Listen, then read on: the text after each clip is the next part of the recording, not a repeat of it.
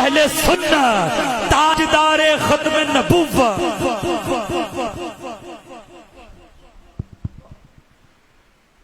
نحمده ونصلي ونسلم على رسوله الكريم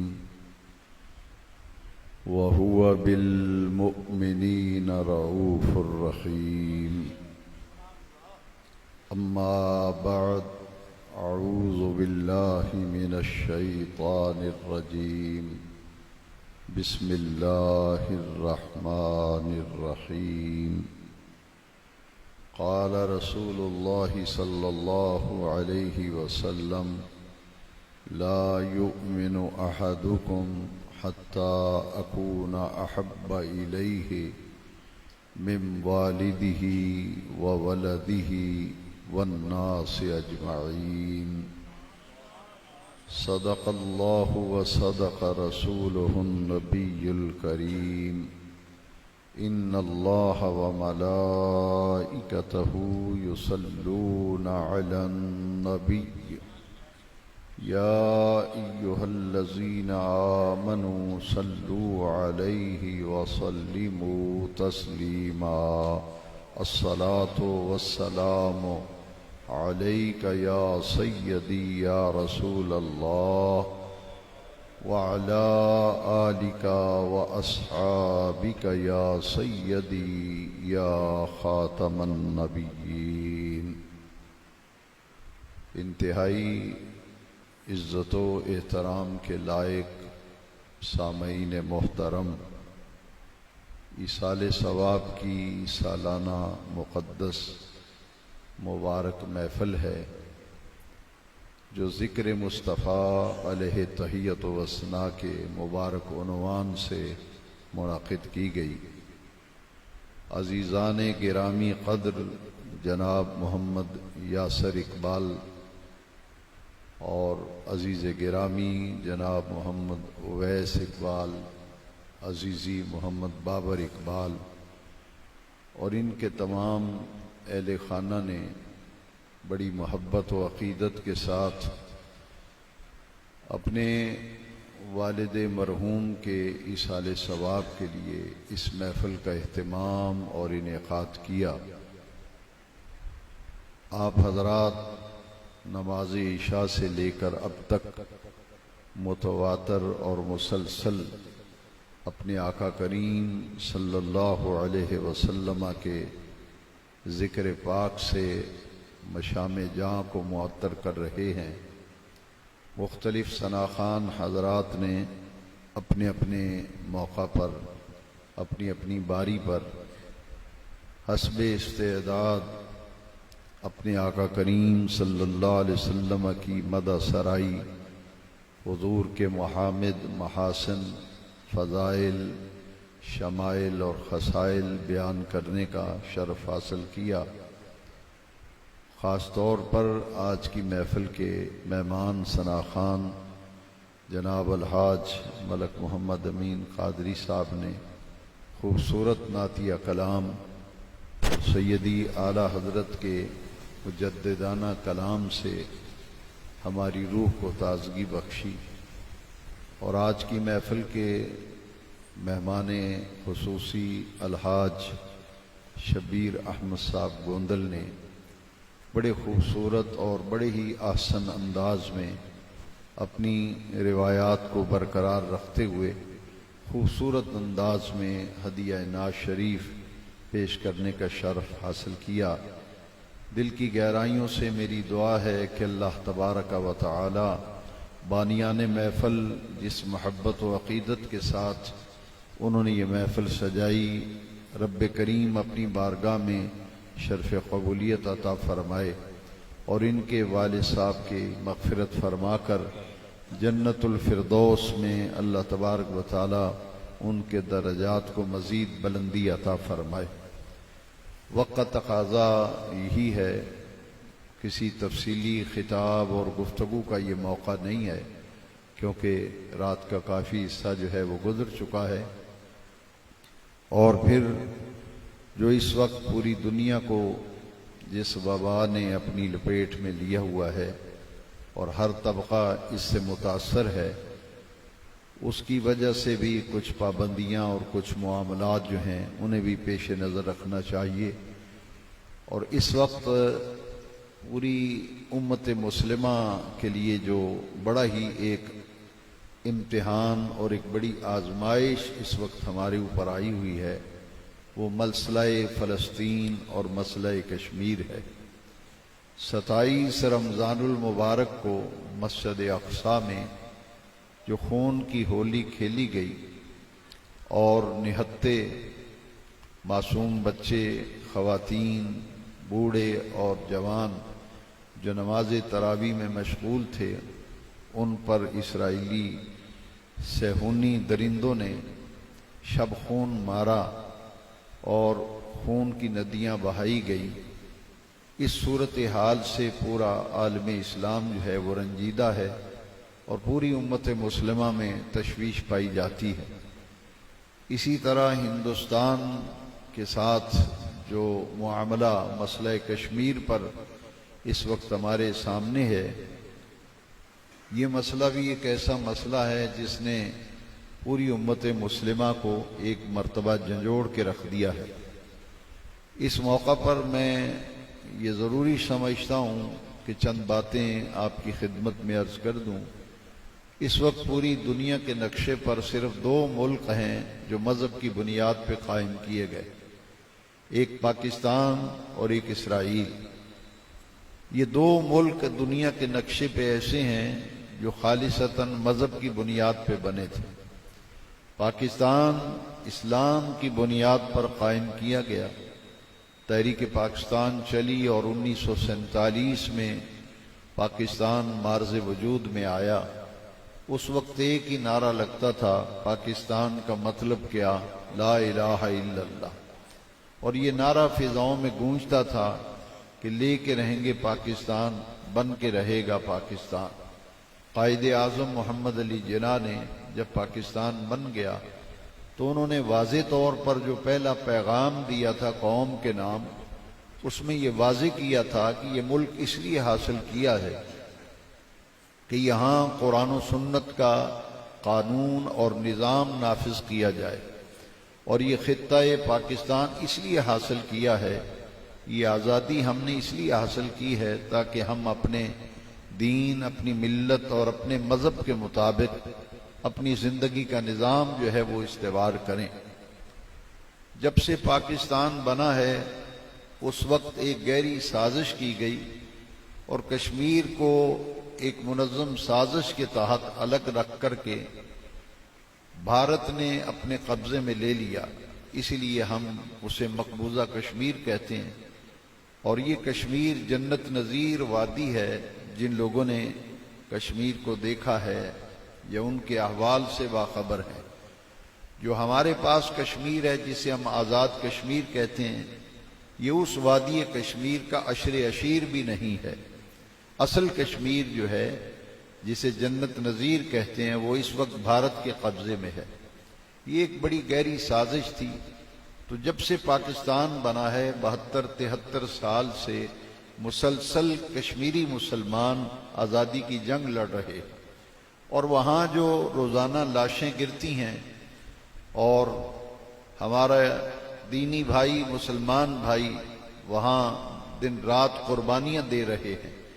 72-73 سال گزر جانے کے باوجود بھارتی تسلط جو ہے اس کا ظلم، اس کی بربریت جو ہے وہ بڑھتی چلی جا رہی ہے۔ اسی طرح 72 سال سے یہ آج کا مسئلہ نہیں ہے۔ 47 میں پاکستان بنا تھا اور سن 1948 میں اسرائیل جو ہے یہ وجود میں آیا تھا۔ 1 سال بعد 47 میں پاکستان بنا ہے اور 48 میں اسرائیل دنیا کے نقشے پہ ظاہر ہوا، اور اسرائیل وہ ریاست ہے جو خالصتاً یہودیت کی بنیاد پر معرض وجود میں آئی۔ یہ صہیونی قوتیں ہیں۔ یہ فلسطین اور کشمیر 2 مسئلے اس وقت بڑے ہی ٹاپ پہ ہیں جو امت مسلمہ کو متوجہ کیے ہوئے ہیں۔ ایک مسئلہ کشمیر ہے اور ایک مسئلہ فلسطین ہے۔ یہ دونوں مسئلے تقریباً ایک ہی نوعیت کے ہیں۔ وہاں 1948 سے عیسائیت، یہودیت اور ہندوستان کا ہندو، ان کا اس وقت گٹھ جوڑ ہو چکا ہے۔ صہیونی قوتیں، نصرانی قوتیں اور ہندو جو ہے یہ اسلام کے خلاف ایک محاذ بن چکا ہے، جو پوری دنیا میں اس وقت مسلمانوں کو تباہ و برباد کرنے کے لیے، ان کی تہذیب اور ان کے کلچر کو ختم کرنے کے لیے مختلف طریقوں سے سازشیں کر رہے ہیں۔ اور تازہ جو معاملہ رمضان شریف میں پیش آیا، اس پہ میں فلسطین کے ان تمام مجاہدین کو اور غازیوں کو اور شہداء کو سلام عقیدت پیش کرتا ہوں کہ عید کا جو اجتماع ہوا تھا مسجد اقصیٰ میں، جو اس وقت رپورٹ آ رہی ہے اور پورے میڈیا پہ آپ نے بھی سنا اور دیکھا ہوگا کہ 1 لاکھ سے زیادہ افراد نے مسجد اقصیٰ میں نماز عید الفطر ادا کی ہے۔ یہ ایسا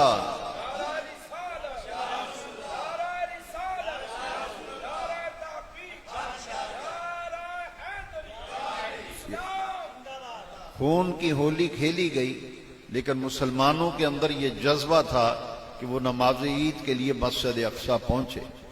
یہ 2 قوتوں اس وقت گٹھ جوڑ ہو چکا ہے، ایک یہود اور ایک ہنود، ہندو اور یہودی، یہ اکٹھے ہو چکے ہیں اس وقت امت مسلمہ کو گرانے کے لیے۔ لیکن بدقسمتی سے 57 سے زیادہ ملک ہیں اسلامی، لیکن سوائے 2 ملکوں کے کسی ملک نے بھی اس کے خلاف آواز نہیں اٹھائی۔ اگر کسی نے کوئی بات کی ہے تو بڑے 2 دبے لفظوں میں کی ہے۔ ایران اور پاکستان اور ترکی جو ہے، انہوں نے کھل کر اپنا موقف جو ہے وہ بیان کیا ہے۔ میرا یہ فرض ہے کہ میں آپ تک یہ بات پہنچاؤں اور آپ کو بتاؤں کہ اس مسئلے کا یہ حل جو ہے، ریلیاں، یہ احتجاج کرنے سے یہ مسئلہ حل نہیں ہوگا، نہ یہ نعرے لگانے سے مسئلہ حل ہوگا۔ ہم نے پہلے ہی بہت نقصان اٹھا لیا۔ اصل مسئلہ جو ہے وہ کرنے کا کام یہ ہے کہ اس وقت پوری دنیا میں جو اسلامی ممالک ہیں، ان کا اکٹھے ہونا اور متحد ہونا ضروری ہے۔ جب تک پوری امت مسلمہ متحد نہیں ہوگی اور مل کر کے یہود و ہنود کی ان سازشوں کے خلاف آواز نہیں اٹھائیں گے، اس وقت تک کامیابی ممکن نہیں ہے۔ ہم ان تمام، اگر کوئی حق بات کہے اور صحیح بات کہے تو اس کی طرفداری نہ کی جائے، ان کو خراج عقیدت نہ پیش کیا جائے، تو یہ بھی ایک بہت ناخوشگوار بات اور زیادتی ہوتی ہے۔ ہم ان تمام حکمرانوں کو، خواہ ان کا تعلق ایران سے ہے، ترکی سے ہے، پاکستان سے ہے، اور خاص طور پر ہماری قومی اسمبلی میں جس طرح مؤثر انداز میں اپوزیشن نے اور صاحب اقتدار حضرات نے مل کر کے ایک آواز اٹھائی ہے، اس سے کم از کم پاکستان کا سر جو ہے وہ فخر سے بلند ہوا ہے۔ یہ اسمبلی کی تاریخ میں جب سے یہ حکومت آئی ہے، یہ پہلا موقع ہے کہ اس مسئلے پر اپوزیشن اور حکومت متحد ہوئے، اور دونوں طرف سے جو بیانات آئے اور جو موقف آیا وہ پورے امت مسلمہ کے دل کی آواز ہے اور ہر پاکستانی کے دل کی آواز ہے۔ ہم اس موقع پر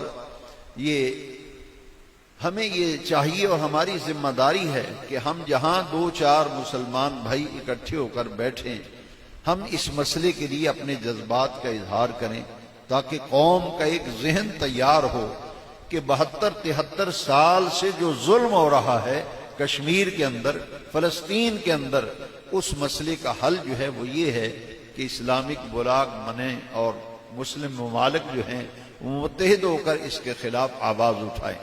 الحمدللہ اس سلسلے میں ترکی وغیرہ سے اور پاکستان سے، ایران سے جو باتیں سامنے آ رہی ہیں، اس سے توقع کی جا سکتی ہے کہ امت مسلمہ مل کر اگر اس مسئلے پہ آواز اٹھائے گی تو کشمیر کا مسئلہ اور فلسطین کا مسئلہ جو ہے انشاءاللہ العزیز یہ کسی نہ کسی منزل پہ پہنچتا ہوا نظر آتا ہے۔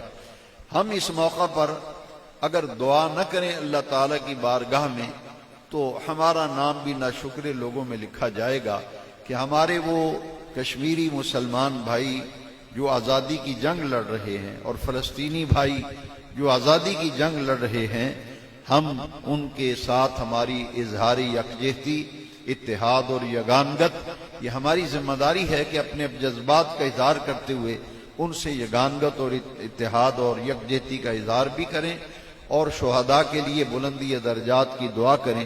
جو آزادی کی جنگ لڑ رہے ہیں اللہ تعالیٰ انہیں کامیابی سے ہمکنار فرمائے۔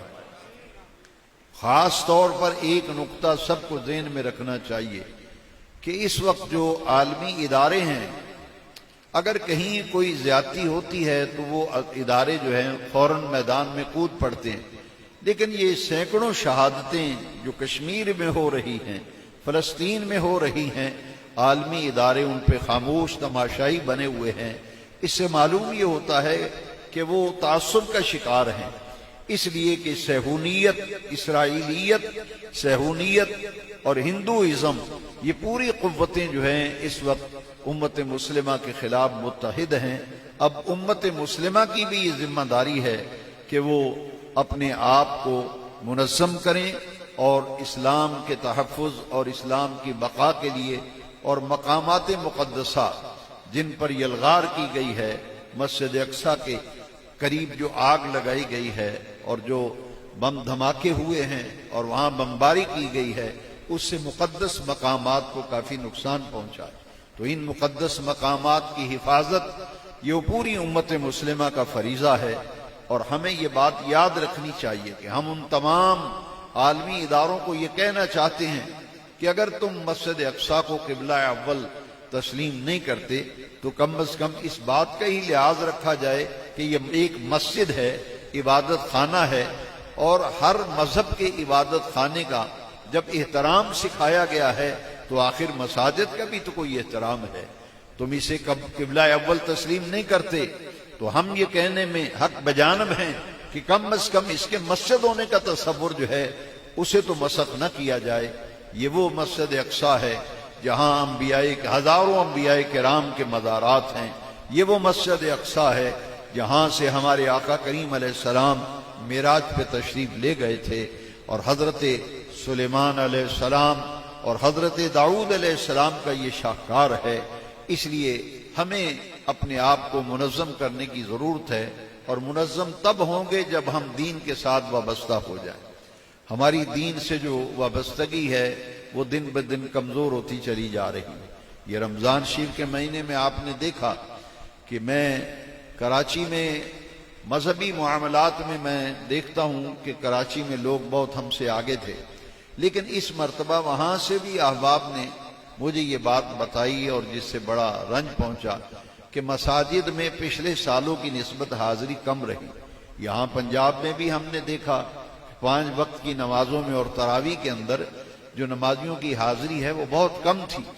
اگر ہم 4-5 صفحے یہ دیکھیں، چھوٹی سی ایک مسجد ہے، اس میں اگر 6 صفحے ہو جاتی ہیں تو نمازی خوش ہو جاتے ہیں کہ الحمدللہ ہماری مسجد آباد ہے۔ لیکن جب ہم آبادی سے تناسب کرتے ہیں، دیکھتے ہیں کہ آبادی کا تناسب کیا ہے، مسجدوں میں حاضری کیا ہے، تو پھر بڑا ہی دل رنجیدہ ہوتا ہے۔ جمعے کے اجتماعات کو دیکھ لیجئے کیا حالت ہے، مساجد کی کیا حالت ہے۔ تو جب دین کے ساتھ ہمارا رشتہ کمزور ہوگا تو ظاہر بات ہے کہ دشمن کو موقع ملے گا۔ سب سے پہلا کرنے کا کام یہ ہے کہ ہم دین کے ساتھ اپنی وابستگی اور محبت جو ہے اس کو مضبوط کریں، اور اللہ تبارک و تعالی سے جو ہمارا تعلق دن بدن کمزور ہوتا چلا جا رہا ہے، اسے تعلق مع اللہ تعالی سمجھیں، تعلق باللہ تعالی۔ اللہ ہمارا خالق ہے، ہمارا مالک ہے، ہم اس کی مخلوق ہیں، اس کے بندے ہیں۔ یہ تعلق ہمارا مضبوط و مستحکم ہونا چاہیے، اور یہ مضبوط و مستحکم اس وقت ہوگا جب اللہ تعالیٰ کے احکام پر ہم عمل کریں گے۔ تو ایک مسلمان پر سب سے بڑا فرض، سب سے بڑی ذمہ داری 5 وقتہ نماز کی ہے۔ آپ دیکھ لیں کہ عید کے دن آپ نے عید کی نماز پڑھی، اور ہم نے کبھی غور نہیں کیا کہ عید کی نماز تو واجب ہے، عید کی نماز واجب ہے، نماز جنازہ فرض کفایہ ہے۔ جو رغبت ہمارے اندر نماز جنازہ میں شرکت کی ہے یا عید کے اجتماعات میں حاضری کے لیے ہماری جو لگن ہے، کیا 5 وقتہ نماز کے لیے بھی ہمارے اندر وہ رغبت ہے؟ حالانکہ 5 وقتہ نماز جو ہے فرض عین ہے، نماز 5 وقت کی یہ فرض عین ہے، جمعہ جو ہے یہ فرض عین ہے، اس میں ہماری حاضری کیا ہے؟ اور جو فرض کفایہ ہے وہاں دوڑیں لگی ہوئی ہیں، اور لوگ کہتے ہیں جناب ٹھہر جاؤ، لوگ آ رہے ہیں، انتظار کر لو۔ عید کے اندر بھی دیکھیں جو واجب ہے، اور عید سے اگلے دن میں نے بہت سے دوستوں سے رابطہ کیا اور مجھ تک لوگوں نے بتایا بھی کہ خال خال مساجد میں دیکھا گیا، لیکن عید سے اگلے دن فجر کی نماز میں یہ عالم تھا کہ پوری سب بھی مکمل نہیں تھی۔ اکثر مسجدوں میں ایسا ہوا ہے۔ تو ہمیں یہ سوچنا چاہیے، ظاہر بات ہے کہ یہ ایصال ثواب کی محفل ہے، ہر خطیب کا اپنا ایک انداز ہے، ہر دین کے داعی کا اپنا ایک طریقہ ہے۔ میں یہ سمجھتا ہوں کہ اصل جو کرنے کے کام ہیں ہم ان سے دور ہوتے چلے جا رہے ہیں۔ آج جو جن باتوں کی ضرورت ہے ان کی طرف ہماری توجہ نہیں ہے۔ ایک مہینہ رمضان شریف کا اللہ تبارک و تعالی نے ہمیں دیا ہے، تو اس مہینے ایک مہینے کے لیے مسلمان ہم نے بننا ہے یا کہ پوری زندگی کے لیے مسلمان بننا ہے؟ دیکھیے عید کی نماز کے بعد مساجد سے رابطہ ختم ہو جاتا ہے، پھر قسمت یا نصیب اگلے سال لوگ آتے ہیں۔ تو رمضان شریف کا مہینہ ایک سبق دینے کے لیے آتا ہے، یہ ایک مشق ہے، ایک کورس ہے۔ میں نہایت مختصر کرتے ہوئے اپنی بات کو یہ عرض کروں گا کہ ہم نے رمضان شریف ابھی گزرا ہے، اپنی اصلاح اور تربیت کی ضرورت ہے، اور ہمیں کسی کی اصلاح کی بات سن کر کے ہمیں ناراض نہیں ہونا چاہیے۔ کسی کے مثبت پہلو ہیں، منفی پہلو ہیں۔ الحاج ملک محمد امین صاحب نے جو باتیں کی ہیں، ہمارے ایک بھائی کا دل دکھا ہے۔ میں یہ عرض کرنا چاہتا ہوں کہ آپ کا دل نہیں دکھا، یہ تو ہمارے دل اس بات سے دکھی ہیں جب ہم دیکھتے ہیں کہ محافل نعت کے اندر جو ذوق و شوق پہلے نظر آتا تھا وہ آپ مجھے بتائیں کہ وہ کم ہوا یا نہیں ہوا، اس کی کیا وجوہات ہیں؟ ہم تو عاشقان رسول، آپ بیٹھے ہوئے ہیں، آپ کے دلوں میں حضور کی محبت ہے، تبھی تو آپ آئے ہیں نا۔ یہ اللہ کا انتخاب ہے۔ جو اس محفل میں موجود ہیں وہ اللہ کا شکر ادا کریں۔ لیکن یہ بات کہنے میں اپنی دینی ذمہ داری سمجھتا ہوں کہ اہل سنت میں ایک ہماگیر اصلاح کی ضرورت ہے۔ جب تک ہم اپنی اصلاح نہیں کریں گے، مجھے بھی اپنی اصلاح کی ضرورت ہے۔ تو ہمیں کوئی اگر توجہ دلاتا ہے تو ہمیں ناراض نہیں ہونا چاہیے، بلکہ ہماگیر اصلاح کی ضرورت ہے اہل سنت کے اندر۔ آپ ذرا اس بات پہ غور کریں۔ ایک اہم پیغام میں آپ کو دینا چاہتا ہوں، اور میرے کسی ایک دینی بھائی کے ذہن میں بھی یہ بات بیٹھ گئی تو میں سمجھوں گا کہ میری نجات کا ذریعہ بن گئی۔ رمضان شریف کے جو روزے رکھے ہیں آپ نے، اور روزہ ہے کیا؟ ہر آدمی یہ کہے گا کہ جناب روزہ یہ کھانے پینے سے اپنے آپ کو روکنے کا نام روزہ ہے، جبکہ شریعت کی اصطلاح میں روزہ 3 چیزوں سے بچنے کا نام روزہ ہے۔ یہ پرہیز 3 چیزوں سے ہے۔ 3 چیزوں کو اپنے آپ پر ایسے کر لینا اللہ کے حکم کے مطابق کہ ان کے قریب تک نہ جانا۔ وہ 3 چیزیں کیا ہیں؟ میں پہلے روزے کی تعریف آپ کو بتاتا ہوں کہ روزہ ہے الاحتراز عن الاکل والشرب والجماع بالنیت من طلوع الفجر الى غروب الشمس، کہ صبح صادق سے لے کے غروب آفتاب تک 3 چیزوں سے بچنے کا نام روزہ ہے۔ عن العقل کھانا، والشرب پینا، والجماع شادی شدہ آدمی کا اپنی منکوحہ اور بیوی سے ازدواجی عمل، جسے وظیفہ زوجیت بھی کہتے ہیں، عمل زوجیت بھی کہتے ہیں، ان 3 چیزوں سے بچنے کا نام روزہ ہے۔ چوتھی کوئی چیز نہیں جس سے بچنے کا نام روزہ ہے۔ کھانا، پینا اور شادی شدہ آدمی کا اپنی منکوحہ سے ازدواجی عمل، اور وقت کیا ہے؟ صبح صادق سے لے کے غروب آفتاب تک۔ 3 چیزوں سے بچنے کا نام روزہ ہے، چوتھی چیز ہی کوئی نہیں۔ لیکن میں پوری ذمہ داری سے یہ کہنا چاہتا ہوں، ان 3 چیزوں میں ایک شے بھی حرام نہیں ہے۔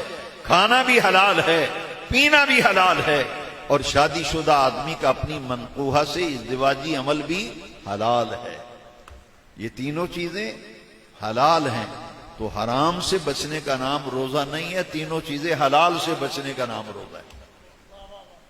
تینوں چیزیں حلال ہیں، ذرا غور کرنا میری بات پر۔ کھانا بھی حلال، پینا بھی حلال، ازدواجی عمل بھی حلال۔ میں اپنی بات کو اور واضح کرنے کے لیے مزید آسان کر کے سمجھانا چاہتا ہوں تاکہ پوری طرح سے ہم بات سمجھ سکیں۔ کھانا حلال لذت ہے، پینا حلال لذت ہے، شادی شدہ آدمی کا اپنی منکوحہ سے ازدواجی عمل حلال لذت ہے. یہ تینوں لذتیں حلال ہیں اور ان تینوں سے بچنے کا نام روزہ ہے. کھانا پینا ازدواجی عمل تینوں حلال لذتیں ہیں، حرام ان میں سے ایک شے بھی نہیں. تینوں حرام چیزوں سے بچنے کا نام روزہ ہے. کیوں؟ روزہ یہ کہہ رہا ہے کہ صبح صادق سے لے کر غروب آفتاب تک اپنے رب کو راضی کرنے کے لیے اور اس کی ناراضگی سے بچنے کے لیے. میرے اس لفظ پر غور کیجیے، اللہ کی ناراضگی سے بچنے کے لیے تینوں حلال چیزوں کو چھوڑ دو. سحری ہوئی ہے، کھانا چھوڑ دیا ہے. افطاری کا وقت ہے، کھانا شروع کر دیا ہے. کیوں؟ کہ اس کا حکم آ گیا، اب کھاؤ پیو، اجازت ہے، افطاری کرو. اب سوچنے کی بات یہ ہے کہ اللہ تبارک و تعالی جل شانہ نے 1 مہینے کے لیے ہمیں یہ مشق کا موقع دیا ہے. یہ سمجھ لیجئے کہ ایک ٹریننگ ہے، ایک کورس ہے جس میں سے ہمیں گزارا گیا ہے، ایک پروسیس ہے کہ جس رب کی ناراضگی سے بچنے کے لیے تم نے 1 مہینے کے لیے حلال لذتوں کو چھوڑا تھا، اسی رب کو راضی کرنے کے لیے ساری زندگی کے لیے حرام لذتوں کو چھوڑ دو. اسی رب کو راضی کرنے کے لیے حرام لذتوں کو چھوڑ دو. یہ ہے روزے کا فلسفہ. حاضرین محترم، ہمیں اپنی ان باتوں پر توجہ دینی چاہیے. ہمیں اصلاح کی ضرورت ہے اور ہمیں عشق رسول کے ہم دعوے کرتے ہیں یقیناً، اور ہمارا حق ہے، اس لیے کہ وہ مومن نہیں. میں نے حدیث بھی وہی اسی لیے پڑھی ہے، صرف ایک حدیث پڑھی ہے کیونکہ یہ مختصر گفتگو کرنا مقصود تھی کہ وہ مومن ہی نہیں ہو سکتا جب تک اس کے دل میں حضور کی محبت نہ ہو. اور وہ مومن ہی کیسا جس کے دل میں حضور کا عشق نہیں، پیار نہیں. تو یہ تو محبت رسول ایمان کی علامت ہے نا. فرمایا تم میں سے کوئی شخص اس وقت تک کامل مومن نہیں ہو سکتا حتی اکون احب الیہ من والدہ وولدہ والناس اجمعین، جب تک میں اسے اس کے ماں باپ، اس کی اولاد اور پوری دنیا کے لوگوں سے زیادہ محبوب نہ ہو جاؤں. تو محبت رسول تو ہے ایمان کی پہچان اور ایمان کی علامت. لیکن محبت رسول ہو تو بندہ مسجد میں نظر نہ آئے، نمازوں میں نظر نہ آئے کہ جی عاشق رسول ہیں. کہا مسجد میں کبھی آئے نماز پڑھنے؟ کہیں مسجد میں تو نہیں دیکھے. کبھی جماعت میں نظر آئے؟ کہتے ہیں جماعت میں بھی نہیں، مسجد میں نہیں دیکھا، جمعے میں نہیں دیکھا. تو کہتے ہیں لیکن ہیں بڑے عاشق رسول. بھائی عشق رسول کے کچھ تقاضے ہیں، عشق رسول کے تقاضے. یہ گلاب کا پھول پڑا ہے، ایک مصنوعی پھول ہوتا ہے، آپ یہاں لا کے رکھیں گے. مصنوعی پھول جو ہے وہ دیکھنے میں ممکن ہے اس سے بھی زیادہ خوشنما ہو، لیکن جو حقیقی پھول ہے اس سے خوشبو آئے گی. گلاب کا پھول یہاں رکھ دیں گے، پتہ چلے گا گلاب کا پھول ہے. اگر عاشق رسول ہیں تو کم از کم عشق رسول کی خوشبو تو آنی چاہیے، عشق رسول کی خوشبو تو آنی چاہیے. میں آخری بات کہہ کے اجازت چاہتا ہوں. قرآن مجید میں سورہ بقرہ میں ایک بڑی پیاری آیت ہے. کوئی شخص اگر عیسائی مذہب اختیار کرتا تھا، جب نبی کریم علیہ السلام نے اعلان نبوت فرمایا، یہ اس دور میں جو عیسائی ہوتا تھا اس کو زرد رنگ کے پانی سے غسل دیتے تھے، زرد رنگ پانی میں ڈال کے اس کو غسل دیتے تھے. کہتے تھے یہ عیسائی ہو گیا، ہم نے عیسائیت کا رنگ چڑھا دیا ہے. اسی طرح یہودی تھے، انہوں نے بھی ایک رنگ پانی میں ڈالتے تھے.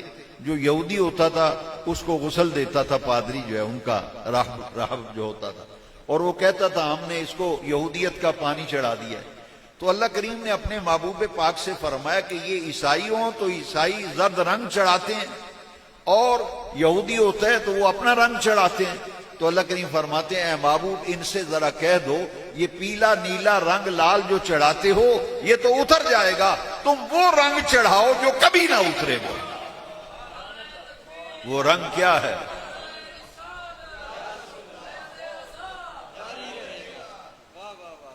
آپ بھلے کہیں جی فلاں عشق رسول ہے، لیکن بھئی ہم بھی حق رکھتے ہیں کچھ عشق رسول کی خوشبو بھی تو نظر آئے. کوئی ان سے نظر تو ان کی مجلس میں بیٹھے تو حضور کی محبت کی خوشبو کہاں سے لائیں ہم؟ حضرت میاں شیر محمد صاحب شرک پوری رحمۃ اللہ علیہ. کہاں سے لائیں خواجہ قمر الدین سیالوی رحمۃ اللہ علیہ؟ کہاں سے لائیں تاجدار گولڑا شریف؟ ارے یہ وہ لوگ تھے جن کے تعارف کرانے کی ضرورت نہیں ہوتی تھی، ان کے چہروں کی زیارت کر کے مجلس میں بیٹھنے والے ان کے دلوں کی دنیا بدل جاتی تھی۔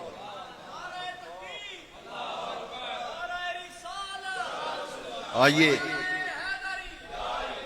ساری بات کو سمیٹ کر آخری بات کرتے ہیں۔ یہ کالے پیلے رنگ اللہ فرماتا ہے یہ تو اتر جائیں گے، یہ پھیکا پڑ جائے گا۔ آپ دیکھیں نا، یہ عورتیں دوپٹے رنگ کرواتی ہیں تو وہ کہتی ہیں پکا رنگ چڑھانا، یہ اتر نہ جائے، تو رنگ پھیکا بھی پڑتا ہے۔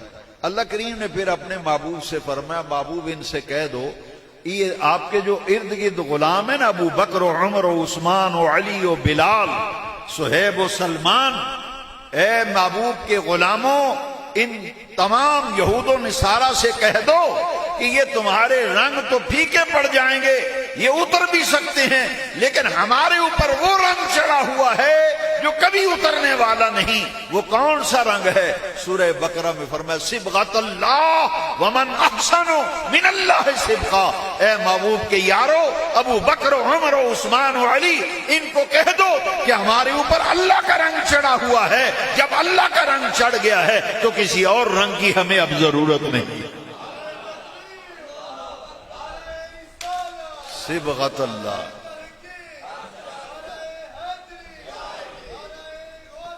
صبغۃ اللہ ومن احسن من اللہ، ہمارے اوپر اللہ کا رنگ چڑھا ہوا ہے، ہمیں یہ کالے پیلے رنگ کی ضرورت نہیں ہے، جو ہمارے اوپر اللہ کا رنگ چڑھا ہوا ہے۔ اور پھر اللہ کریم نے خود ہی سوالیہ نشان ہے اس آیت میں، ومن احسن من اللہ صبغہ۔ اے محبوب کے غلاموں، ابو بکر و عمر و عثمان و علی، صہیب، سلمان، بلال، حذیفہ، خزیمہ، ان کو کہہ دو ہمارے اوپر اللہ کا رنگ چڑھا ہوا ہے، ومن احسن من اللہ صبغہ، کیا اللہ کے رنگ سے بھی کوئی رنگ اچھا ہے؟ ومن احسن من اللہ صبغہ۔ اور سچا پیر ہوتا ہی وہ ہے جو مرید پہ رنگ چڑھا دے۔ دیکھیے اگر پیر سیدنا مہر علی شاہ صاحب گولوی ہیں رضی اللہ تعالیٰ عنہ، تو بھئی ان پہ رنگ چڑھا ہے تو یہ مرید کس کے ہیں؟ حضرت خواجہ شمس الدین سیالوی رحمۃ اللہ۔ ایسا رنگ چڑھایا پیر سیدنا مہر علی شاہ صاحب کو کہ دنیا تاجدار گولڈا شریف کے نام سے جانتی اور پہچانتی ہے۔ سیدی اعلیٰ حضرت کو مارہرا شریف سے رنگ چڑھایا تو پھر دنیا نے پھر انہیں امام احمد رضا مانا ہے جی۔ تو یہ رنگ، اللہ کا رنگ جو ہے، یہ سارے رنگوں میں سے اچھا رنگ ہے۔ آئیے مسلمان بھی ہیں، کلمہ بھی پڑھتے ہیں، عشق رسول کے دعوے بھی کرتے ہیں، لیکن رنگ نظر آنا چاہیے۔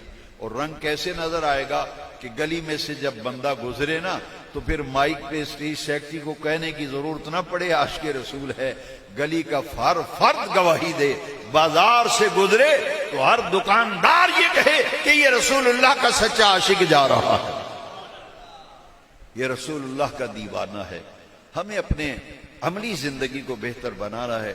ہم نے اپنا بہت نقصان کیا، جذباتی اپنی عقیدتوں کا اظہار، یہ ہمارا ایمان کا حصہ ہے، مگر ایمان کے جو تقاضے ہیں وہ بھی تو پورے کرنے ہیں کہ حضور سرور کونین صلی اللہ علیہ وسلم کی سچی محبت کا یہ دعویٰ جو ہے، اس کی دلیل یہ ہے کہ جو سرکار کی باتیں ہیں ان کو بھی تو مانو۔ اگلے دن ایک بزرگ نے بڑی اچھی بات کی، وہ بیضاوی شریف سے سبق پڑھا رہے تھے، میں پاس بیٹھا تھا، کہتے ہیں کہ ہم اللہ کو مانتے ہیں، اللہ کی نہیں مانتے۔ وہ اپنے طلباء کو سکھا رہے تھے کہ ہم اللہ کو مانتے ہیں، اللہ کی نہیں مانتے۔ یہی بات ہماری ہے کہ ہم اپنے آقا کریم سے محبت کے دم تو بھرتے ہیں، مگر کبھی ہم نے سوچا کہ وہ کون کون سی چیزیں ہیں جو حضور کو پسند نہیں تھی، وہ کون کون سے عمل ہیں جو اللہ کو پسند نہیں، اللہ کے محبوب کو پسند نہیں ہیں۔ تو حاضرین، ان سارے جلسوں محفلوں کا یہی تقاضا ہے کہ ہم اپنی عملی زندگی جو ہے اسے بہتر بنائیں، اور عملی زندگی بہتر بنائیں گے تو یقیناً میں یہ دعوے سے کہتا ہوں کہ جب موت آئے گی اس وقت تک بندہ مرے گا نہیں جب تک اپنے آقا کریم کی زیارت نہیں کر لے گا۔ میں نے اس دفعہ جمعۃ الوداع کے موقع پر یہی بیان کیا اور میں نے پیغام دیا تھا کہ ایک کام آپ کر لیں انشاءاللہ آپ کی آخرت کی گارنٹی میں دیتا ہوں۔ ایک کام کریں، وہ کیا ہے؟ عشق سرکار کی شمع جلا لیں دل میں، عشق سرکار کی شمع جلا لو دل میں، بعد مرنے کے لحد میں بھی اجالا ہوگا۔ اور امام احمد رضا نے بھی یہی پیغام، آج اعلیٰ حضرت کا لوگ کہتے ہیں یہ فکر اعلیٰ حضرت کا پیغام، بھائی جس اعلیٰ حضرت کا نام جپتے ہیں انہوں نے پیغام کیا دیا؟ فرماتے ہیں لحد میں عشق رخ شاہ کا داغ لے کے چلے، اندھیری رات سنی تھی چراغ لے کے چلے۔ لحد میں عشق رخ شاہ کا داغ لے کے چلے، اندھیری رات سنی تھی چراغ لے کے چلے۔ اگر ہم چاہتے ہیں کہ آخرت اچھی ہو، عاقبت اچھی ہو، تو دل میں حضور کی محبت کا چراغ روشن کریں، اور جب چراغ روشن ہو تو اس کی روشنی نظر آنی چاہیے۔ اللہ اس محفل کو قبول فرمائے، اور ہمارے عزیزان گرامی محمد بابر، محمد یاسر، ان کے بھائی محمد اویس، اللہ ان کو جزائے خیر دے، اور یہ لائق تقلید ہے کہ اپنے بزرگوں کے ایصال ثواب کے لیے ایسی پیاری محفلیں منعقد کرتے رہنا چاہیے۔ وآخر دعوانا الحمدللہ۔ مصطفیٰ جان رحمت پہ لاکھوں سلام، شمع بز میں